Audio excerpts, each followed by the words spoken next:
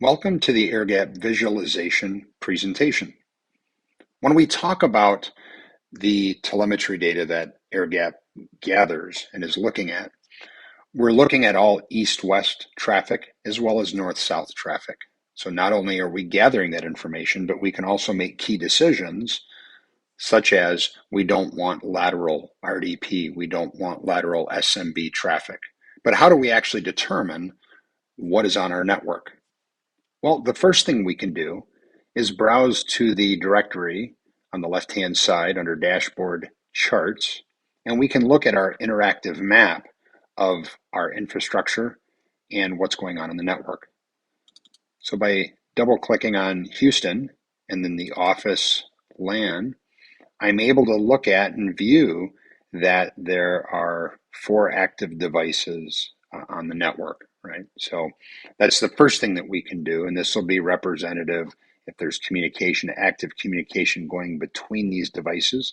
It'll either be a green arrow or a red arrow pointing the direction. So if it was bi-directional, then you'd see an arrow here this way, and then another arrow coming back to my Google OS. It's the first thing we can do.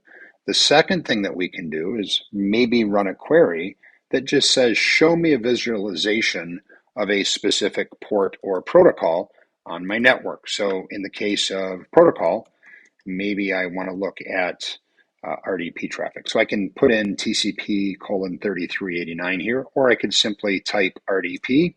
I hit enter, and then you will see that we give you the graphical representation in the chart of the traffic that has occurred over time. So when we're looking at, let's say, our Houston office, the user VLAN, a couple things that'll stand out to us. The good news is we are blocking lateral RDP traffic, but I do see that there's a Baker Linux box that has attempted lateral communication inside the VLAN. But then I also see a Cole Linux box that has also tried a couple different boxes. So, you know, those 2 boxes might be of interest. Same thing with some of these other ones, but there's only one instance. But this might be an interesting box that I might want to go take a look at to figure out what's going on with it. I can also look at my other site here.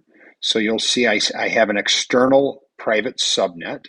This is not a ring-fenced network simply because it says private subnet. There's no designation of an office or a data center name. But I see 2 IP addresses, and I see inbound, and we see inbound RDP here. So a couple things I'm going to look at is, number one, what are these 2 devices? If they're a jump box server, right, and users RDP in to these servers, and they use that to get to their desktops in the office LAN, then not a problem. I still might have some other best practices around how I access these boxes, but I can explain what this traffic is.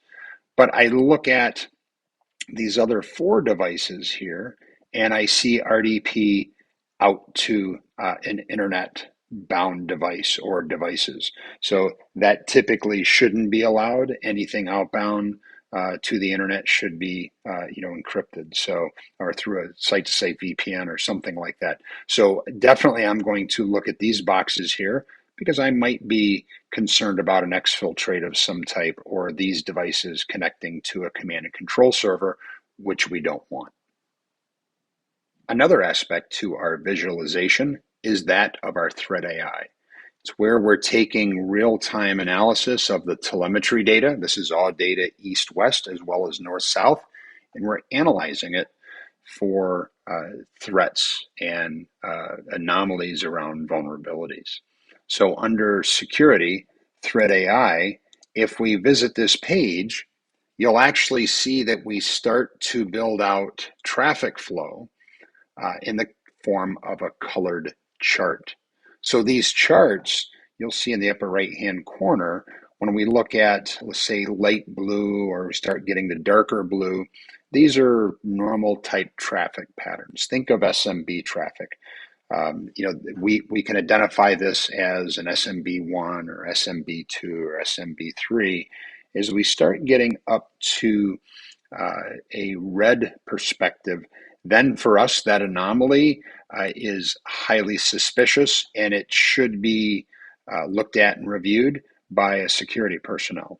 So what we're able to do is click on the anomaly we want to look at, and we'll show you the type of anomaly that we're viewing this as far as the type, compromised IP, compromised targets, and we can scroll all the way down if there's an actual identified threat, right? Think of a scan, anything like that, that we actually call that out under the threats page as well. In closing, AirGap's Threat AI brings advanced learning and modeling of network telemetry data, which provides anomaly scoring of traffic. Threat AI goes well beyond traditional IDS and IPS that relies heavily on MD5 checksums. When you are given information regarding anomalistic traffic, this can be integrated in with the platform's ransomware kill switch for automated incident response to isolate and block offending devices and networks. This concludes our video presentation on AirGap's visualization of their Zero Trust platform.